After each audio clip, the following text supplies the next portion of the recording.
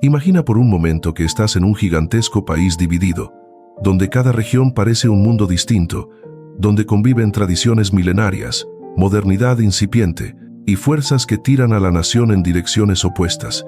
Un país tan grande que, cuando una sola chispa ideológica prende en algún rincón, puede convertirse en una llamarada que lo consuma todo. Ese país era China a inicios del siglo XX, y en el centro de ese torbellino histórico apareció un hombre, Chiang Kai-shek, un líder que soñó con una China unida, moderna y fuerte, pero que terminó enfrentando uno de los movimientos políticos más poderosos de la historia contemporánea. Pero antes de avanzar, déjame hacerte una pregunta casi cinematográfica. ¿Qué hace que un hombre sea recordado como héroe para algunos y como villano para otros? La respuesta, a veces, es simplemente el lugar donde te toca pararte en el mapa de la historia. Y Chiang Kai-shek es uno de esos personajes que, dependiendo desde qué punto lo mires, puede parecer un patriota incansable o un gobernante severo. No obstante, antes de que el comunismo conquistara la China continental, él fue uno de los últimos grandes pilares del gobierno nacionalista. Esta es su historia, contada con la intriga, complejidad y detalle que merece. Para entender a Chiang Kai-shek, primero debemos comprender el estado en el que se encontraba China al inicio de su vida. Nació en 1887, en una época en la que el país arrastraba humillaciones ante potencias extranjeras, guerras internas y una monarquía milenaria que estaba a punto de derrumbarse. Desde niño mostró un temperamento fuerte, disciplinado y profundamente influenciado por la tradición militar. No era un niño común. Mientras otros soñaban con oficios sencillos o con mantener las costumbres familiares, Chiang veía más lejos. Su mentalidad estaba fija en una sola idea: China debía recuperarse. Al crecer, ingresó a academias militares que pulieron su carácter. De hecho, pasó temporadas estudiando incluso fuera de China, en Japón, donde aprendió sobre estrategias modernas, tácticas militares y la importancia de la organización. Ese viaje sería decisivo, porque Japón en ese tiempo era un país que ya se había modernizado rápidamente, y Chiang observó algo que lo marcó de por vida. Una nación puede renacer si tiene disciplina, ideales claros y un liderazgo firme. Esa visión del mundo le dio forma al líder que sería años después. Mientras tanto, China vivía tiempos de inestabilidad, rebeliones por todos lados, territorios controlados por caudillos regionales y una lucha ideológica que comenzaba a crecer. Y fue en este clima turbulento donde Chiang Kai-shek conoció a uno de los personajes más determinantes de su vida, Sun Yat-sen, el padre de la China moderna. Sun no era un militar, era un pensador, un reformador, un revolucionario que buscaba terminar con la dinastía imperial y convertir a China en una república. Chiang quedó profundamente impresionado por sus ideas y, sin dudarlo, se unió a su movimiento, el partido nacionalista conocido como Kuomintang o KMT. Este fue un momento dramático para China. Sun Yat-sen soñaba con un país democrático y moderno, pero sabía que no bastaba con ideas. Necesitaba soldados, organización y disciplina. Y allí entró Chiang. Rápidamente se convirtió en su mano derecha en asuntos militares. Era un estratega enérgico, determinado y, según muchos testimonios, implacable cuando se trataba de restaurar el orden. Con el tiempo, Chiang se volvió comandante de la Academia Militar de Whampoa, un lugar que formaría a miles de jóvenes para reconstruir la nación. Pero todo tomó un giro inesperado cuando Sun Yat-sen murió en 1925. La pregunta era, ¿quién sería capaz de liderar el movimiento nacionalista en medio de un país fracturado? La respuesta, aunque no fue inmediata, terminó siendo evidente: Chiang Kai-shek. Sin embargo, asumir el mando del KMT no fue una tarea sencilla. Dentro del propio partido había tensiones, alianzas temporales con los comunistas, presiones extranjeras y la presencia constante de los llamados señores de la guerra, caudillos regionales que tenían ejércitos privados y controlaban enormes territorios. Era como caminar sobre hielo delgado, y Chiang lo sabía. Pero aquí viene una de las partes más intensas de su historia. Chiang decidió lanzar una campaña militar gigantesca. Su misión: unificar China cueste lo que cueste. Esta campaña se llamó la Expedición del Norte, y aunque hoy suena como un término simple, en ese momento fue una maniobra colosal. Cientos de miles de soldados avanzando por todo el país, quitando el control a los caudillos regionales y extendiendo la autoridad del KMT. Fue un evento lleno de batallas, negociaciones tensas y decisiones extremadamente calculadas, y aquí aparece un detalle muy importante para entender su rol histórico. Chiang no era un demócrata liberal, era más bien un líder pragmático, firme, disciplinado y con una visión autoritaria del orden. Para él, China no necesitaba debates interminables, necesitaba fuerza, estabilidad y un liderazgo centralizado. Y en su mente, él era la persona para ese papel. Sin embargo, mientras avanzaba la expedición del norte, surgió una grieta profunda que marcaría toda su vida. La ruptura con el Partido Comunista Chino, que en ese tiempo aún era pequeño pero estaba creciendo rápidamente. Aunque en algún momento colaboraron, sus diferencias ideológicas y estratégicas eran irreconciliables.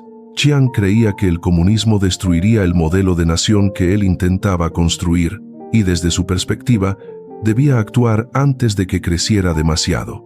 Esto llevó a un conflicto interno desgarrador que dividió al país y que con el tiempo se transformaría en la Guerra Civil China. Pero esa parte de la historia la exploraremos más adelante en los próximos bloques, porque es un capítulo lleno de giros intensos, decisiones drásticas y consecuencias que aún hoy resuenan en Asia. Para este primer bloque, quiero dejarte con una idea que define la esencia de Chiang Kai-shek. Fue un líder que vivió en una época donde cada decisión era una encrucijada, y cada encrucijada podía cambiar el destino de millones. Creía firmemente en una China fuerte, unida y moderna, y aunque su estilo era duro, su visión nació del deseo de evitar que el país se desintegrara para siempre. La historia de Chiang Kai-shek está llena de luces y sombras, de victorias inesperadas y de derrotas que redefinieron el mapa político mundial. Y lo fascinante es que todo esto comenzó con un hombre que desde su juventud vio a su nación fragmentada y decidió dedicar su vida entera a reconstruirla. En el bloque anterior dejamos a China en un punto crucial. Chiang Kai-shek avanzaba con la expedición del norte, consolidando territorios, unificando regiones dispersas y poco a poco reconstruyendo el poder central. Pero detrás de ese aparente avance militar había algo más profundo. Un país dividido ideológicamente, una nación que empezaba a debatirse entre dos caminos completamente distintos.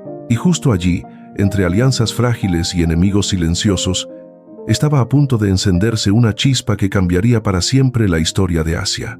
Observemos este momento con detenimiento. Chiang, que había comenzado su carrera como discípulo del visionario Sun Yat-sen, ahora caminaba sobre terreno incierto. El Kuomintang, el partido nacionalista, estaba conformado por grupos que no siempre coincidían. Unos querían un gobierno más democrático, otros apostaban por reformas rápidas, y un sector creciente simpatizaba con el Partido Comunista Chino, que por entonces apenas comenzaba a consolidarse, pero ya mostraba una energía revolucionaria difícil de ignorar. Imagina una casa en construcción donde los arquitectos no logran ponerse de acuerdo sobre el diseño final. Eso era China, y Chiang, decidido a que su visión prevaleciera, empezó a ver a los comunistas como un obstáculo inevitable. Pero lo que vendría después no sería solo un conflicto interno, sino el comienzo de una rivalidad histórica que marcaría a generaciones enteras. Todo escaló en 1927 con un episodio que los historiadores recuerdan como uno de los grandes puntos de quiebre, el incidente de Shanghái. Lo que inicialmente parecía una operación para evitar disturbios, se convirtió en un movimiento decisivo para separar por completo al Kuomintang del Partido Comunista. Chiang ordenó acciones contundentes para desarticular las redes comunistas en la ciudad, lo que él veía como un paso necesario para mantener la unidad del país. Otros lo vieron como una medida extrema.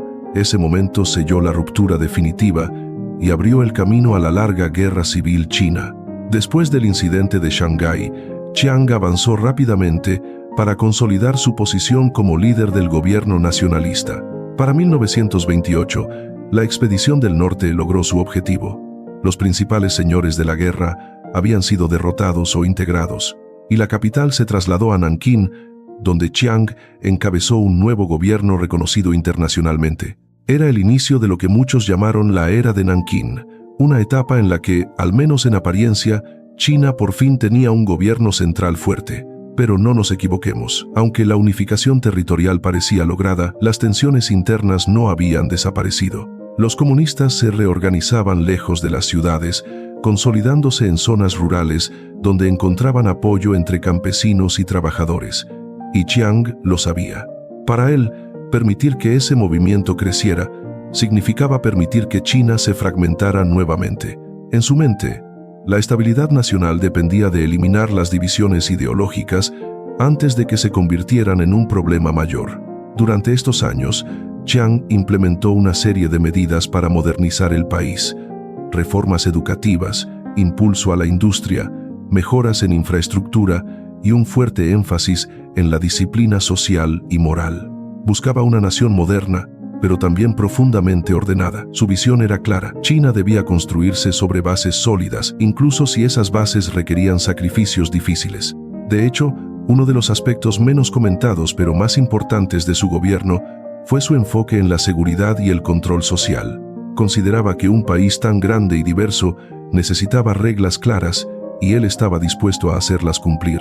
Sin embargo, mientras Chiang intentaba fortalecer a China desde dentro, el exterior empezaba a presionar peligrosamente. Japón, que ya se había convertido en una potencia militar, tenía ambiciones sobre el continente asiático.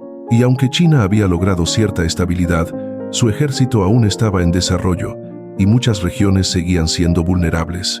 En 1931, Japón dio un paso inesperado y tomó el control de Manchuria, una vasta región en el noreste de China. Esto sacudió al país entero. Chiang enfrentó entonces uno de los dilemas más difíciles de su vida. ¿Debía concentrar sus recursos en combatir a Japón o debía terminar primero con la amenaza comunista dentro del país? Esta pregunta no tenía una respuesta sencilla. Por un lado, Japón era una potencia extranjera con un ejército muy desarrollado. Por otro, los comunistas seguían creciendo y, desde la perspectiva de Chiang, representaban un riesgo interno aún mayor. Si ganaban influencia, la estructura del Estado que él estaba construyendo podía derrumbarse. Y aquí viene un acontecimiento increíble, casi digno de una película de suspenso: el incidente de Xi'an en 1936. Chiang había ordenado una campaña militar para eliminar las bases comunistas en el norte, pero algunos de sus propios generales, preocupados por la amenaza japonesa, creían que era necesario unificar fuerzas con los comunistas antes de que Japón avanzara aún más. Uno de esos generales, Zhang Xueliang, tomó una decisión inesperada. Detuvo a Chiang Kai-shek y lo retuvo contra su voluntad para obligarlo a cambiar de estrategia.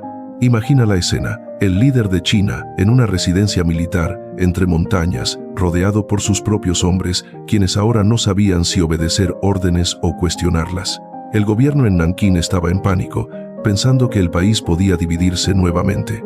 El mundo observaba con tensión, y en el centro de todo, Chiang miraba a sus captores, entendiendo que, por más que quisiera, no podía seguir luchando en dos frentes al mismo tiempo. Tras negociaciones intensas, Chiang aceptó formar un frente unido con los comunistas para resistir la invasión japonesa. Este momento, aunque surgió de la presión, marcó un cambio estratégico importante. Y así, por primera vez en mucho tiempo, nacionalistas y comunistas lucharon lado a lado contra un enemigo común. Cuando Japón lanzó su ofensiva total sobre China en 1937, comenzó la Segunda Guerra Sino-Japonesa, un conflicto devastador que afectó a millones y que obligó a Chiang a enfocarse completamente en la defensa nacional. Su liderazgo en este periodo fue una mezcla de decisiones difíciles, sacrificios y una continua lucha por mantener la moral de un pueblo golpeado constantemente. Aunque el KMT y el ejército chino resistieron con enorme determinación, el costo fue altísimo. Durante estos años, Chiang enfrentó críticas constantes. Algunos decían que sus estrategias eran demasiado conservadoras. Otros lo acusaban de no escuchar a sus generales. Pero algo es innegable: su gobierno mantuvo la resistencia activa durante un conflicto que consumía recursos a un ritmo impresionante. Y mientras China luchaba por sobrevivir, los comunistas aprovechaban ciertas zonas rurales para fortalecer su estructura interna, expandir su influencia y reorganizar su liderazgo. Es aquí donde la historia comienza a cambiar de tono, como si el guión de un gran drama estuviera preparándose para su giro más importante. Mientras la guerra con Japón devastaba al país, el Partido Comunista, liderado ahora por Mao Zedong, fue creciendo en número, fuerza y prestigio entre sectores de la población. Cuando la guerra terminó en 1945, la pregunta era inevitable: ¿qué pasaría ahora que el enemigo extranjero había sido derrotado? La respuesta abriría una nueva etapa: la reanudación de la guerra civil china. Nacionalistas y comunistas volverían a enfrentarse, esta vez con más fuerza, más recursos y con un país cansado, dividido y profundamente herido. Pero esa parte intensa y crucial la veremos en el próximo bloque, porque lo que ocurrió entre 1945 y 1949 no solo decidió quién gobernaría China, sino que también definió el destino de dos territorios y marcó para siempre la política global del siglo XX. Cuando terminó la Segunda Guerra Mundial, en 1945, China respiró por primera vez en años. El enemigo extranjero había sido derrotado, los bombardeos habían cesado y millones de personas intentaban reconstruir su vida entre ruinas, memorias dolorosas y una esperanza tenue. Sin embargo, debajo de esa calma superficial había una tensión profunda, una pregunta que recorría el país como un susurro inevitable: ¿quién gobernaría China ahora? El Kuomintang, liderado por Chiang Kai-shek, controlaba internacionalmente el gobierno legítimo de la República de China. Tenían reconocimiento diplomático, relaciones con potencias occidentales y una estructura estatal que, aunque golpeada, todavía funcionaba. Pero frente a ellos había surgido un rival formidable: el Partido Comunista Chino, reforzado tras años de reorganización, estrategias rurales y apoyo creciente entre los sectores más pobres del país. Era como si dos gigantes, que habían tolerado momentáneamente la presencia del otro, ahora despertaran al mismo tiempo, ocupando el mismo espacio. El inicio del final. Negociaciones imposibles. Tras la guerra, hubo intentos de negociar la unificación política. Chiang Kai-shek, como líder oficial, buscó sentarse a la mesa con Mao Zedong. Las conversaciones fueron tensas, prolongadas y llenas de desconfianza. Ambos querían evitar otra guerra, pero ninguno estaba dispuesto a ceder poder real. Chiang creía que una China moderna debía basarse en una autoridad firme, con el gobierno central controlando todo el país. Mao pensaba que el sistema debía transformarse radicalmente, desde sus raíces, y que la revolución era inevitable. La pregunta era: ¿qué pasa cuando dos visiones tan opuestas se encuentran en un país que intenta renacer de las cenizas? La respuesta llegó rápido. Las negociaciones fracasaron y en 1946 la Guerra Civil China estalló nuevamente, un conflicto que cambiaría el mundo. A primera vista, el Kuomintang parecía tener todas las ventajas: más soldados, armas más modernas, apoyo internacional y el control de las principales ciudades. Pero la realidad era más compleja. El país estaba agotado por años de invasiones, desplazamientos y violencia. La economía estaba frágil, la inflación aumentaba y muchas regiones desconfiaban del gobierno central. Mientras tanto, los comunistas habían perfeccionado una estrategia basada en el apoyo rural. Su estructura era flexible, su propaganda era efectiva y su liderazgo gozaba de creciente simpatía entre campesinos que buscaban estabilidad y reformas agrarias. Imagina dos ejércitos moviéndose por un territorio inmenso. Uno, profesional pero cansado; el otro, más pequeño en un inicio, pero lleno de convicción y respaldado por comunidades enteras. Cada colina, cada río, cada pueblo se convirtió en un escenario de tensión. La guerra fue avanzando en fases. Al principio, los nacionalistas lograron avances importantes, pero el Partido Comunista cambió de estrategia, evitó batallas grandes, se concentró en cortar suministros, aislar regiones y ganar territorio poco a poco. Para 1948, el equilibrio comenzó a inclinarse. La batalla decisiva llegó en un conjunto de operaciones militares que hoy se conocen como las tres grandes campañas: Liaoshen, Huaihai y Pinyin. Fueron enormes, con cientos de miles de soldados en ambos bandos. Aunque Chiang tenía más recursos, la moral del ejército nacionalista estaba fracturada y su cadena de mando enfrentaba problemas internos. Las derrotas se acumularon una tras otra. Chiang enfrenta lo inevitable. A medida que los comunistas avanzaban hacia el sur, Chiang Kai-shek comenzó a ver que la situación era cada vez más insostenible. Él había dedicado su vida entera a unificar China bajo un gobierno moderno. Ahora, veía cómo sus tropas retrocedían y cómo las provincias que había luchado por consolidar una década antes caían una tras otra en manos del adversario. Pero hay algo que los historiadores destacan. Chiang no se rindió fácilmente, intentó reorganizar su ejército, reformar la economía, fortalecer alianzas, pero ya era muy tarde. El pueblo estaba cansado, el partido estaba dividido y el enemigo era hábil, disciplinado y extremadamente estratégico. En 1949, fue evidente que la guerra estaba perdida. Mao Zedong proclamó la creación de la República Popular China desde la plaza de Tiananmen, mientras las fuerzas comunistas se acercaban peligrosamente a las últimas posiciones nacionalistas. Fue entonces cuando Chiang tomó una decisión que marcaría un antes y un después en la historia del continente: retirarse a la isla de Taiwán. Taiwán, el nuevo refugio, el nuevo comienzo. La retirada hacia Taiwán no fue un viaje improvisado. Chiang trasladó lo que quedaba del gobierno de la República de China, una parte del ejército, archivos históricos, recursos económicos y a miles de personas que temían la nueva administración comunista. Fue un éxodo doloroso, lleno de incertidumbre, pero también lleno de determinación. Para muchos, parecía el final, pero para Chiang era un nuevo capítulo. Cuando llegó a Taiwán encontró una isla que, aunque había sido administrada por Japón por décadas, tenía potencial. Y a pesar de las dificultades financieras y sociales, Chiang estaba convencido de que podía reconstruir desde allí lo que había perdido en el continente. Piénsalo por un momento. Un líder que había gobernado un país inmenso, ahora tenía que comenzar de nuevo en una isla mucho más pequeña, rodeado de desafíos y bajo la presión constante de un gigante continental que lo consideraba un enemigo. Pero Chiang no se dejó vencer. La transformación de Taiwán. En Taiwán, Chiang Kai-shek implementó una solución que había intentado en China continental, pero que allí no había logrado consolidar. Un proceso de modernización acelerada basado en disciplina, industria y alianzas estratégicas. Aunque su gobierno mantuvo un estilo autoritario durante varios años, su administración impulsó reformas que llevaron a la isla a transformarse en una economía dinámica. Impulsó la educación, la industrialización, la inversión extranjera y un modelo económico que con el tiempo convirtió a Taiwán en una de las economías más prósperas de Asia. Pero aquí viene otro aspecto fascinante. Mientras el mundo veía a la República Popular China consolidarse bajo el Partido Comunista, Taiwán se mantuvo como un territorio con su propio gobierno que afirmaba ser la continuidad legítima de la República de China fundada por Sun Yat-sen. Esto creó una situación histórica única: dos Chinas, cada una con su propio sistema, sus propias instituciones y su propia visión del futuro. El legado complejo de Chiang Kai-shek.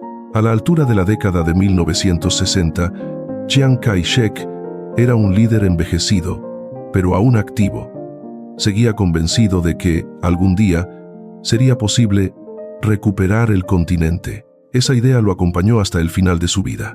Sin embargo, también fue parte de un periodo que, con el tiempo, condujo a la apertura política y al desarrollo democrático que hoy caracteriza a Taiwán. Pero su legado es complejo. Para unos, es un patriota que resistió tanto al comunismo como al imperialismo, un hombre que defendió la idea de una China republicana. Para otros, fue un gobernante rígido, marcado por políticas severas y decisiones controvertidas. Lo cierto es que pocas figuras del siglo XX dejaron una marca tan profunda en la historia de Asia. Y es ahí donde debemos detenernos un momento, porque la historia de Chiang no es solo la historia de un líder militar, es la historia de una nación que se debatió entre modelos políticos opuestos, de una lucha por identidad, de ideales de modernización enfrentados a realidades imposibles, y de un hombre que, hasta su último día, creyó que su misión era proteger la esencia de China. En el próximo bloque abordaremos su etapa final, su influencia en Taiwán, su visión del futuro y el impacto que dejó en el mundo, cerrando con un análisis profundo y una conclusión vibrante para tu video de 70 minutos. Porque la historia de Chiang no termina en 1949. De hecho, para él, Taiwán no era un refugio, sino el inicio de una segunda misión. El renacimiento en Taiwán. Reconstruir desde cero. Cuando Chiang llegó a Taiwán, Encontró una sociedad marcada por años de administración japonesa y una población diversa, con culturas y costumbres muy distintas a las del continente. La transición no fue fácil. Había tensiones sociales, frustraciones económicas, desigualdades y un profundo resentimiento entre los habitantes locales tras la llegada del Kuomintang. Chiang sabía que, si quería mantener la legitimidad de su gobierno, debía estabilizar la isla rápidamente. Pero al mismo tiempo tenía un sueño que nunca abandonó: reconquistar la China continental. Lo veía como una promesa pendiente, como una misión histórica que aún debía cumplir. Sin embargo, la realidad era clara. Antes de intentar cualquier reconquista, Taiwán necesitaba transformarse en un modelo exitoso. Así comenzó una etapa de cambios profundos. Chiang impulsó una serie de políticas económicas que hoy son consideradas el inicio del milagro taiwanés. Reformas agrarias, inversión en infraestructura, modernización de la industria, promoción de la educación y un enfoque riguroso en la disciplina social. Aunque muchas de estas medidas fueron estrictas y centralizadas, generaron estabilidad, atrajeron inversión internacional y con el tiempo colocaron a Taiwán en el mapa global como un centro de desarrollo tecnológico y manufacturero. Disciplina, orden y control político. Es importante mencionar que, aunque Taiwán avanzaba económicamente, Chiang Kai-shek gobernaba bajo un sistema autoritario. El país vivió décadas bajo la llamada ley marcial, donde la libertad política estaba restringida y las decisiones del gobierno tenían un control fuerte sobre la prensa, las instituciones y la vida pública. Este periodo, conocido como el Terror Blanco, no incluyó contenido inapropiado ni violencia gráfica para nuestro contexto family friendly, pero sí fue una etapa marcada por la tensión política, donde toda oposición era tratada con extrema cautela. Chiang veía estas medidas como necesarias para proteger el orden y evitar que los comunistas infiltraran la isla. Para él, la estabilidad era prioridad absoluta. Sin embargo, esta parte de su gobierno también dejó heridas que tardarían décadas en sanar y que hoy forman parte de los debates sobre su legado.